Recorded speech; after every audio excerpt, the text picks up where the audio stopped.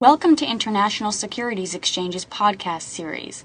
Facilitated by renowned educators, ISE podcasts are intended to teach beginning as well as seasoned investors the ins and outs of trading. To find an updated list of podcasts, please visit www.ise.com/podcasts. Please be sure to listen to our important message following this episode regarding the risks of investing in exchange-traded options. I could turn the curve to the side.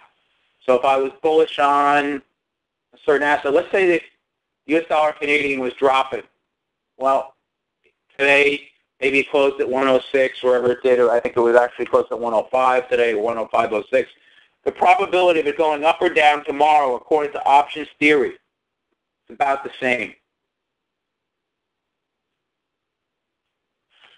So even though we might be in a bull trend or a bear trend, according to technical analysis, the options market really doesn't believe in that technical analysis. They believe in the distribution, the normal distribution, and you see that curve turn to the side there. I hope that help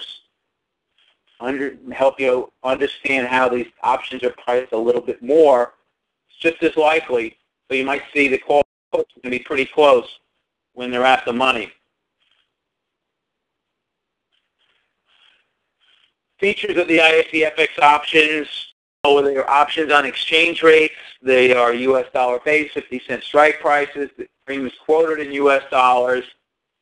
They are European exercise. They're cash settled. Noon settlement on option Friday. That's next week. They are settled at the Reuters WS.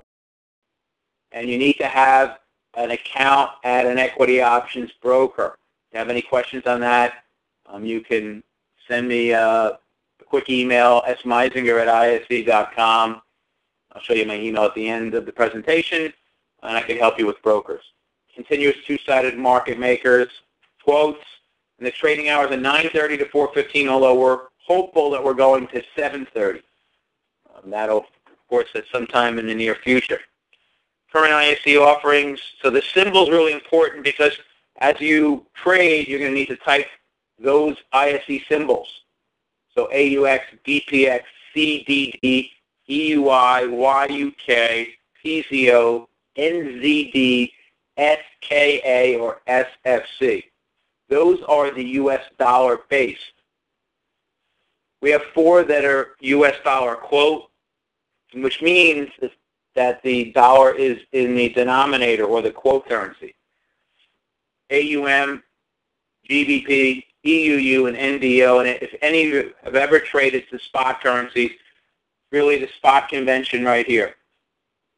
So I'll just put an S there. So that's more of the spot or the cash market. But for those of you that are not trading spot, you can trade AUM or AUX, DPX or GBP, either way. One, if you're bullish on the dollar, let's say DPX, you would see it going up. If you're bullish on the dollar GBP, you'd see it going down. All right, let's get back to the pricing inputs. Jake asked me this just a second ago. The ISE exchange rate, the strike price, time until expiration, the risk-free of the base, the risk-free of the quote, and volatility.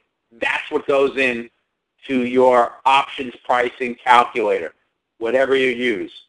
I mean, I use the live vol calculator. It's really a wonderful calculator. But you know what? There are many, many calculators out there. We have it at the ISE. You can go there.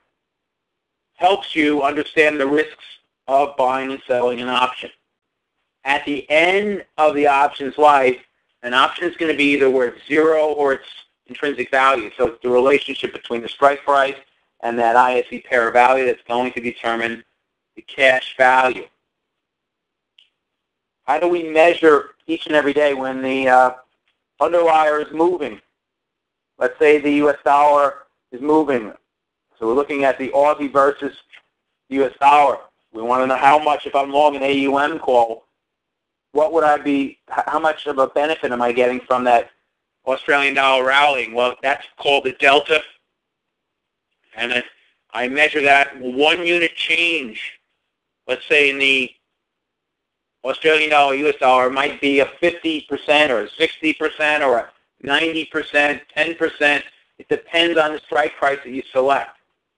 So the strike price, the out-of-the-money options, the deltas are lower, meaning the changes are lower, but the good thing about those out-of-the-money options, they cost less.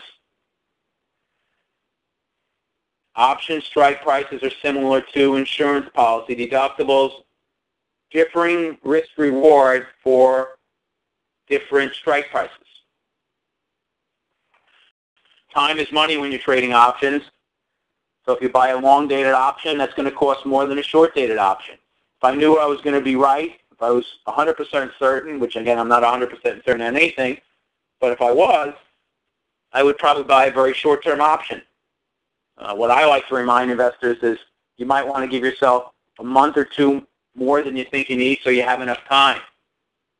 Time decay is measured by what's called theta, and that helps you understand how much your option will decrease in price. If you're long, nothing happens.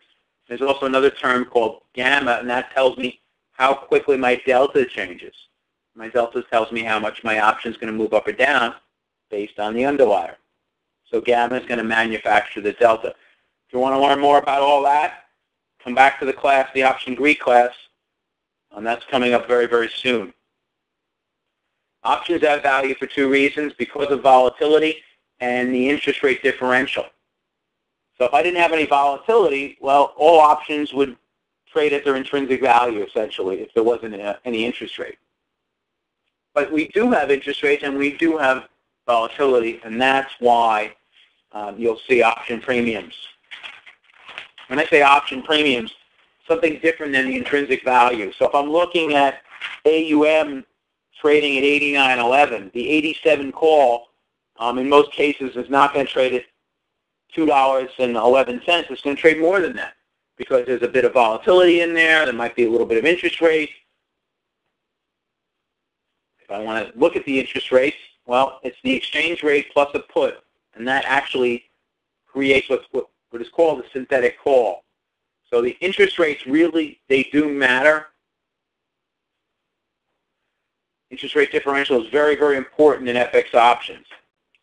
Calls and puts reflect interest rate expectations. Theoretically, the exchange rate should decline by the amount of the interest rate differential. Remember the carry trade? And I'm sure a lot of you remember this, where you would invest in high-yielding currencies. Well, according to, I guess, higher finance textbooks, that carry trade really shouldn't exist. Because in theory, if a currency is paying you a higher rate, there's more risk to it. In fact, at least in theory, it should decline by the amount of the difference in the interest rate. It doesn't always work that way, and that's why we have carry trade situations. So if the base currency has a much higher rate, the puts will reflect that.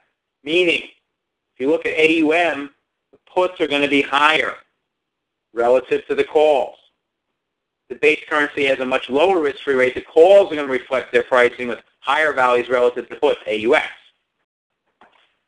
Thank you for listening to our podcast. To find more podcasts on options, stocks, alternative markets, and market data, please visit www.ise.com/podcasts.